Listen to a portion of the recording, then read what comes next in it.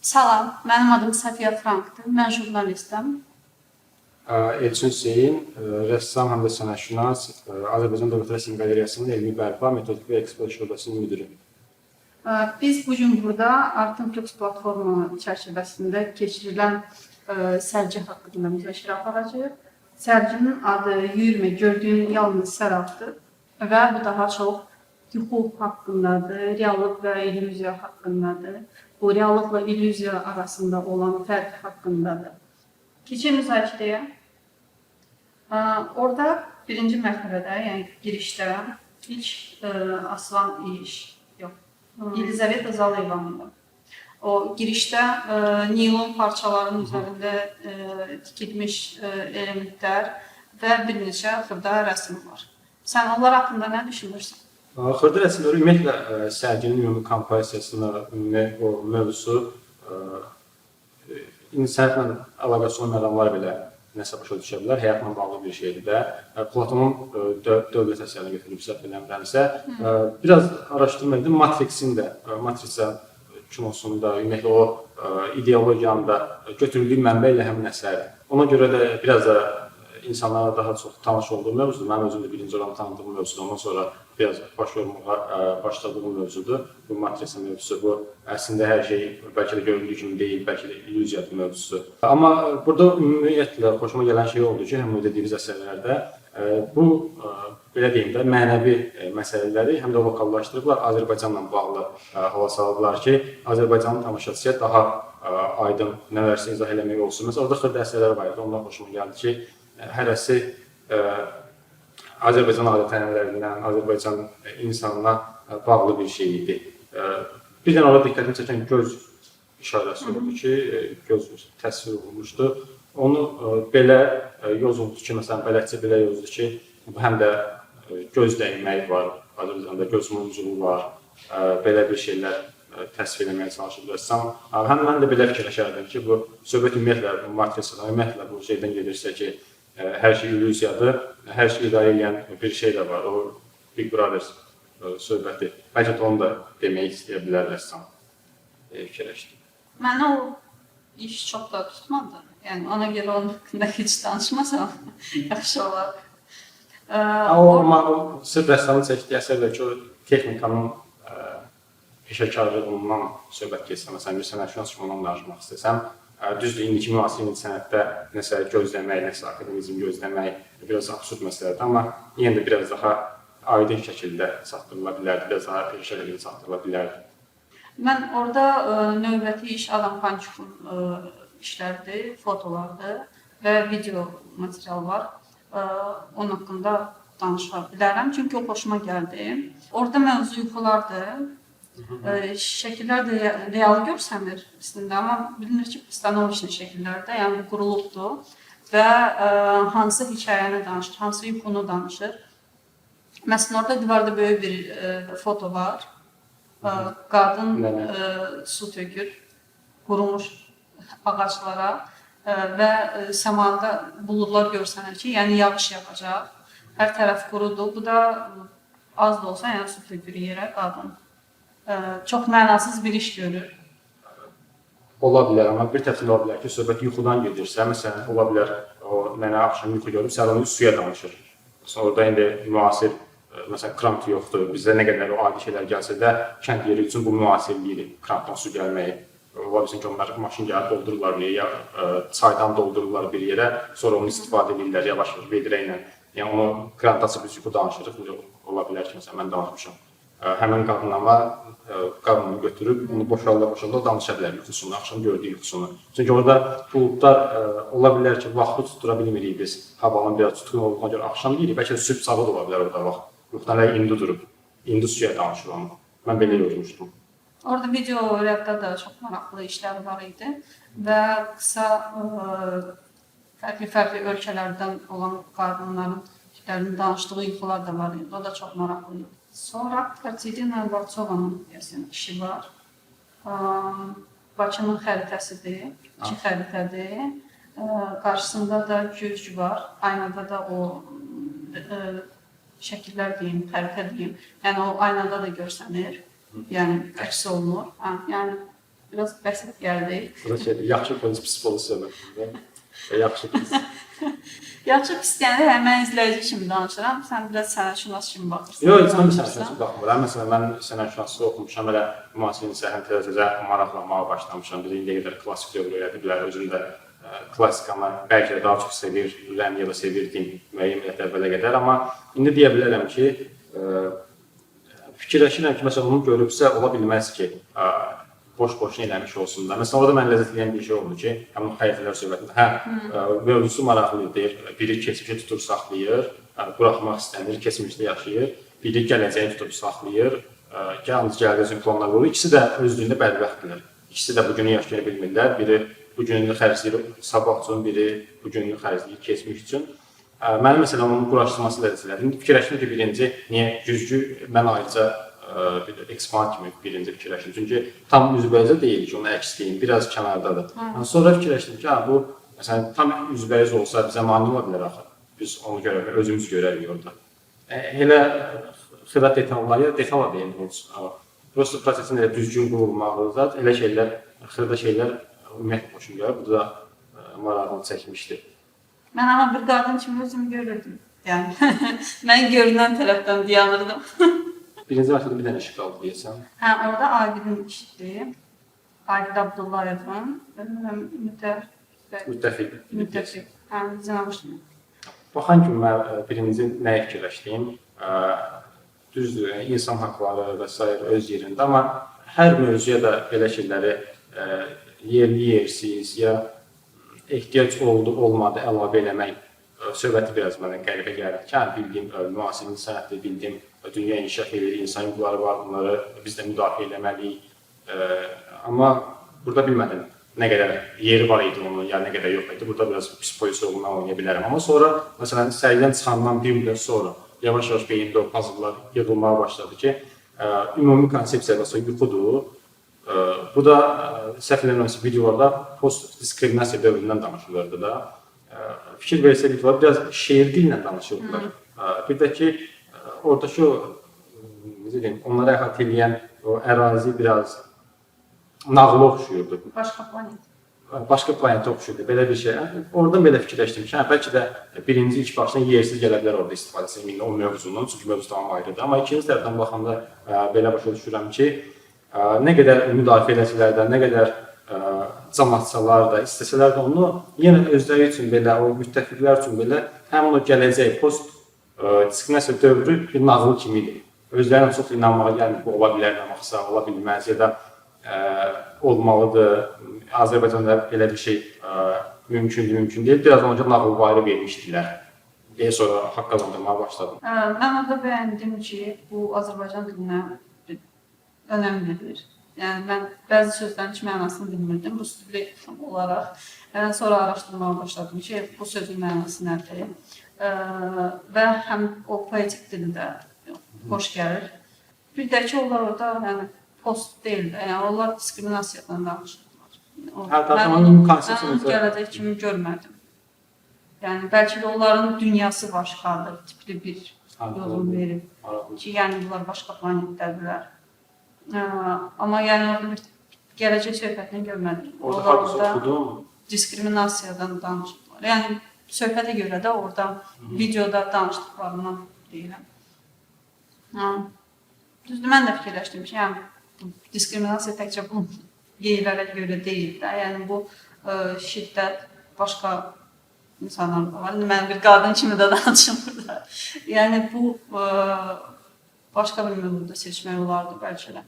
Amma onu seçib yenə də çox cəsarətlidir və çox əladır.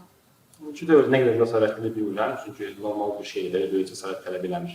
Amma şiddət mövzusuna gələndə yenə də hərə öz mənsub olduğu cəmiyyəti qorumağa, cəmiyyəti yüksəltməyə çalışır deyə yenə normal baxmağa həm məcburuq, həm də ki, normal baxması bir şeydir. Bəyəndin onun üçün? Ayrıca ümumi mən bu konsepsiya bəyənmişəm. Bu mövzunu ümumi xoşlamışam. Ayrı-ayrı hərə öz gördüyü kimi də təsvir edib, yenə də hamısının öz fikirləri də mənə maraqlıdır.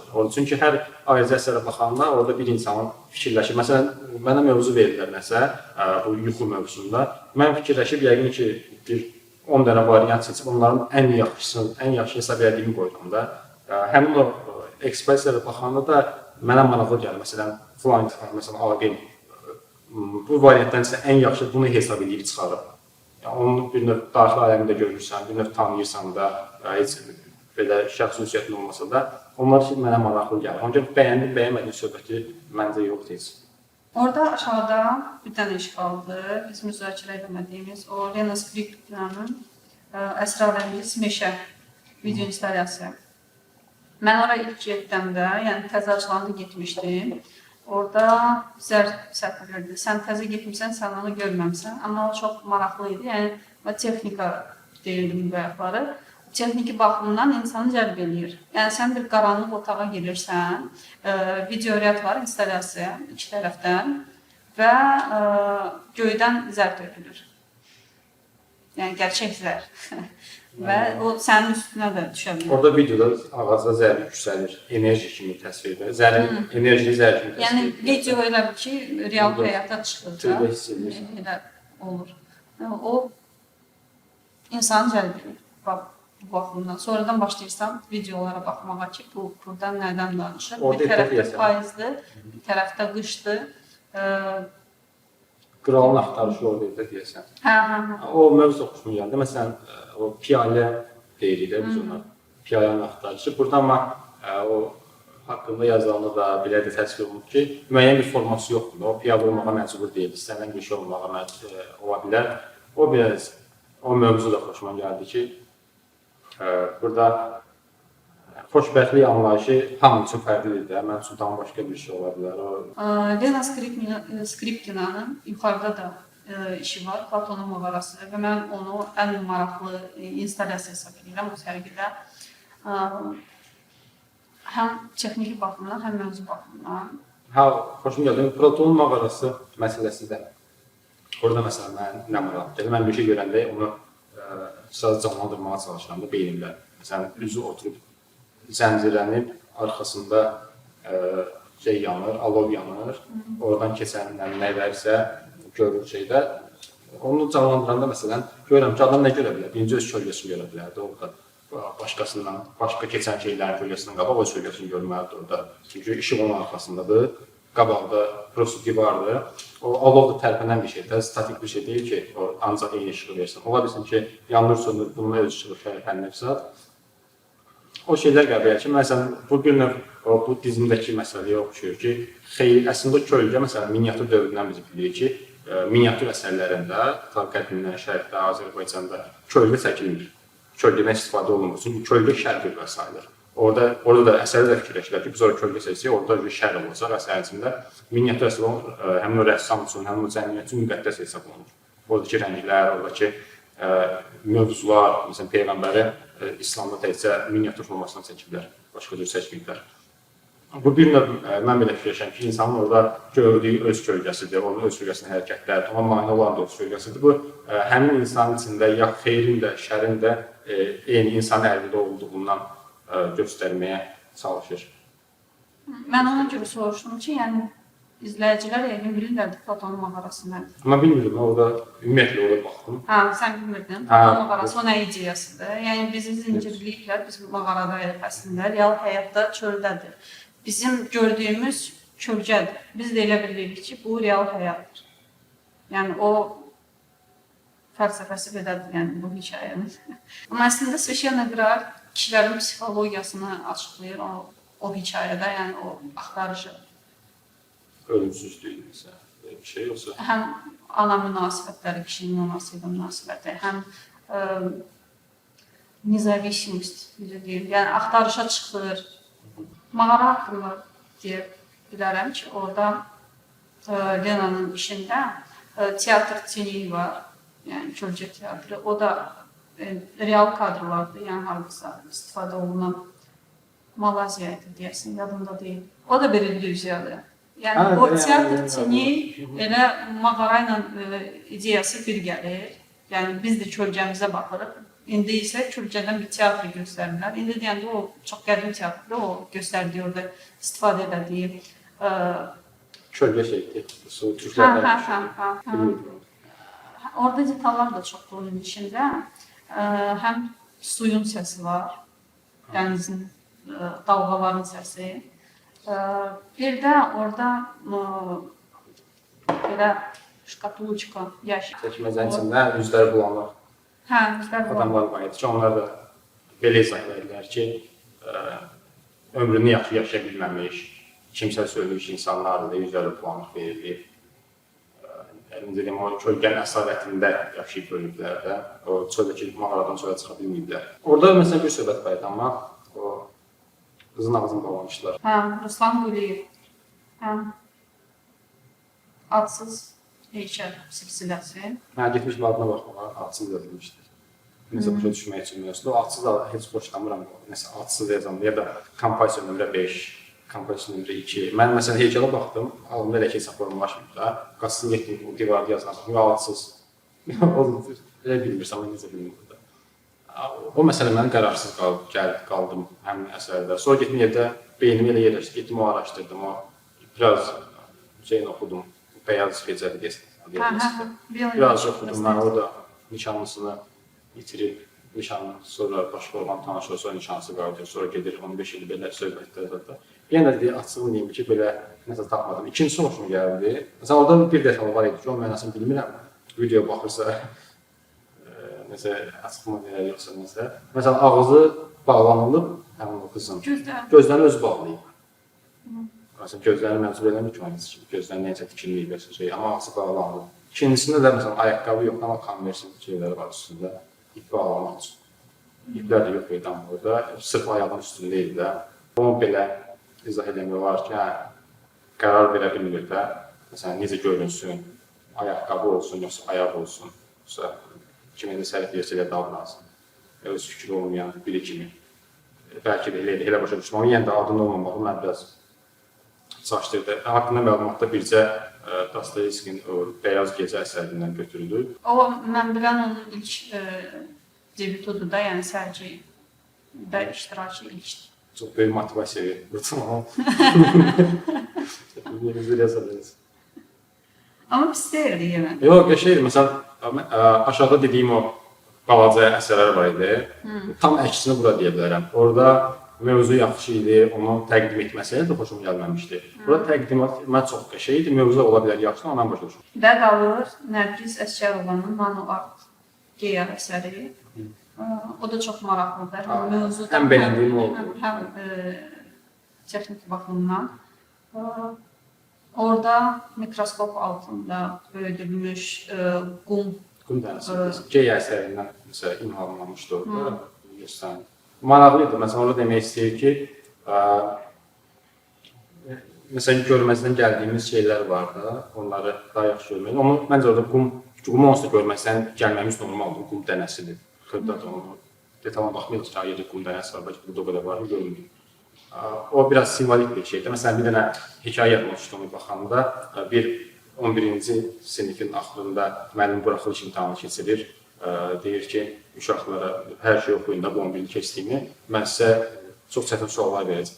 Uşaqlar gəlirlər dərsə, orada açılır dəftər, bir dənə sual var idi həmin o vərəqdə ki, bu 11 ildə sizin otaqlarınızı yığışdıran, hər gün gördüyünüz xadimənin adı nədir?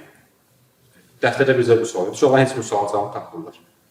Bu hekayənin yadıma düşməyə səbəb oldu ki, qum dənəsi kimi gəlir bizə, heç görmədiyimiz, heç hər gün gördüyümüz, amma görməzdən gəldiyimiz şeylər çoxdur. Məsələn, adi həyatla bağlı olsun, orada çölə çıxırıq, naşükü taxırıq, orada quşların səsi bəlkə daha qəşəngdir, dənizin səsi daha qəşəngdir, adi küçənin hay-həşiri daha qəşəngdir bəlkə də, amma biz onları eşitmirik, onlar bizə nəsə verə bilər, amma biz ən vaxt başqa şeylə başımızı qarışdırırıq. Elə xırda bir şey daha qum dənəsinin filosofiya qoymağı, belə dərin fəlsəfi mənalar mənə fikirləşdirməyi mənə izlədi. Ümumiyyətlə sərgi haqqında və ya Artur Flux haqqında danışsaq, məncə çox yaxşı bir inisiativadır. Çünki bunlar bu platformada araşdırma edirlər və sonra sərgiyə çıxırlar. Çox maraqlı bir şeydir, çünki mövzu da çox vacibdir indiki dövrdə də. Gənclər üçün də çox yaxşı bir şeydir, çünki bunlar bir məkan tapırlar, bir platforma tapırlar çıxışları üçün. Fikirlər. Open-call olmağı mənə xoşum gəldi, open-call olmağına. Məsələn, mən dostlarımla müəyyən bir həmişə söhbət edədiyimiz bir mövzu var, xoşum gəlir bundan. Məsələn, indiki yuxu mövzusu kimi də nəsə eləmək istəyirik, nəsə cəmiyyətə bir mesaj ötürmək istəyirik. Onda sadəcə əlaqə saxlayırıq, öz ideyalarımızı bir konseptala salıb göstəririk, qəbul etsinlər, sərgiləyirlər. Bu Flux'ın üstün cəhəti. Bir də bu sərginin cəmaata verdiyi, məsələn, mənə çox maraqlı şeylər, məsələn, bir də dayanıb fikirləşməyim, bir özümü refresh eləməyimə səbəb oldu ki, doğrudan da adamın başı qarışır da biraz işə, gücə, cəmiyyətə, problemlərə, ora-bura. Heç fikirləşmirsən. Hərdən heç olmasa belə sərgi olan gedirsən, onun mövzusunu başa düşürsənsə, deyirsən ki, doğrudan bəlkə də bu qədər həngəmə boş-boşunadır, bəlkə də bu qədər şey eləməməliyik əslində. Mənə belə şeylər fikirləşdirməyə səbəb oldu. Əminəm ki, məsələn, siz əvvəl getdiniz, başınıza zəhər tökülür. O sizin əldə mən düşünmədim başıma zəhər, amma bəlkə onu daha da təsirlənərdim. Ancaq vaxtımda getmək lazımdır. Əminəm ki, gedən hamıya da xoş təsirli göstərir. Sərgi avqustun 20-sinəcən davam edir. Yəni, kim istəsə, hər vaxt olaraq.